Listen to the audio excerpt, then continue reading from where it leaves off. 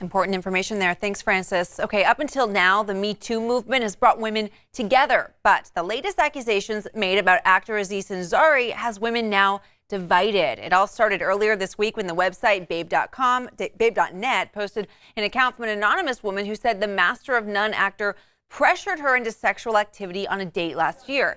Ansari apologized to the woman and in a statement said, quote, "By all indications, it was completely consensual." Well, the accusation has now sparked a debate, including by many women here in Sacramento, about whether the Me Too movement has now gone too far.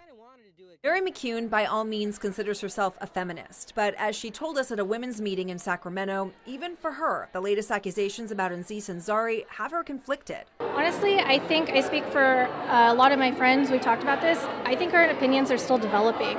It's really tough. This is a gray area.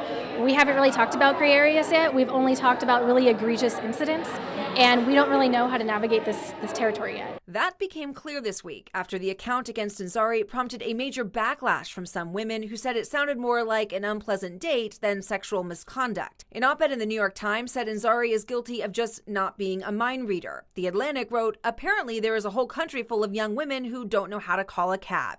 Others, like HLN host Ashley Banfield, said it's only hurt the movement. The Me Too movement has righted a lot of wrongs, and it has made your career path much smoother. Yet you looked that gift horse in the mouth and chiseled away at that powerful movement with your public accusation. Babe.net is standing by their reporting, and after Banfield's remarks, Katie Way, the 22-year-old writer of the piece, sent some choice words to the anchor, which she shared on air Wednesday night. Ashley, someone who I'm certain no one under the age of 45 has ever heard of.